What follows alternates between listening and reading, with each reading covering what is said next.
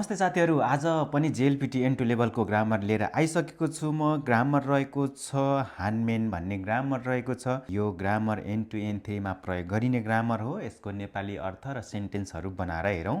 आउनुहोस् त सुरु गरौँ। के रहेछ भने हानमेनको नेपाली अर्थ भनेको यो व्याकरण चाहिँ एउटै वस्तु, व्यक्ति वा परिस्थितिको दुईटा विपरीत पक्षहरू सकारात्मक र नकारात्मक देखाउनका लागि प्रयोग गर्ने गरिन्छ।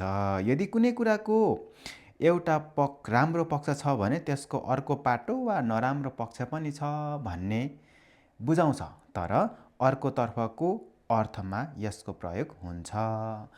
एउटा पक्ष राम्रो छ अनि त्यसको अर्को पक्ष पनि छ भन्ने खालको कुरामा चाहिँ यसको बुझाउँछ। ग्रामर स्ट्रक्चर हेर्नु होला यहाँनिर। अब आउनुहोस् हामी एक्जाम्पलमा जाउँ।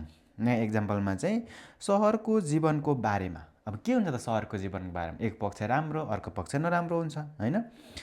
भनेपछि तोखाइनो सैखाचुवा बेनरिना हानमेन ओखानेगा खाखारु भनेको छ नि त, हैन? एउटा चाहिँ राम्रो सुविधायुक्त छ, तर अर्को पक्ष चाहिँ के हुन्छ त? पैसा लाग्छ, खर्चिलो हुन्छ। सहरको जीवन सुविधाजनक छ तर खर्चिलो पनि छ भन्ने खालको। 2 नम्बरमा हेरौँ त औषधिको बारेमा एउटा कुरा गरौँ। कुनो कुसुरी वा योकु किकु हानमेन के भनेको छ त? फुकु हान्नौगा सिम्पाइदा भनेको छ भने यो औषधि निकै प्रभावकारी छ, तर अर्कोतर्फ यसको के हुन्छ त? साइड इफेक्टको पनि डर छ भनेर भन्न सकिन्छ है त। त्यस्तै गरेर व्यक्तिको बारेमा पनि दुईटा पक्ष हुन्छ नि, जे कुराको पनि दुईटा पक्ष, त्यो कुरालाई सम्झिनु। खानोजो वा सिगोतोनी किबिसी हानमेन इए देवा तोतेमो यासासी। उनी काममा कडा छिन् तर अर्कोतर्फ घरमा भने निकै दयालु छिन्। यस्तो पनि भयो है त। इम्पोर्टेन्ट नोटिसमा चाहिँ के हुन्छ, यो व्याकरण प्रयोग गर्दा सब्जेक्ट एउटै हुनुपर्छ। ख्याल गर्नु होला है।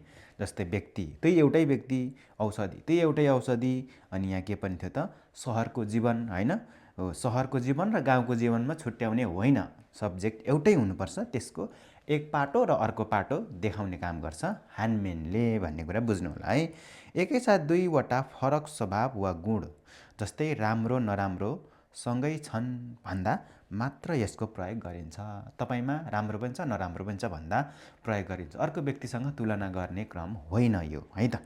यसरी बुझ्नु होला है त। हस् त, धन्यवाद।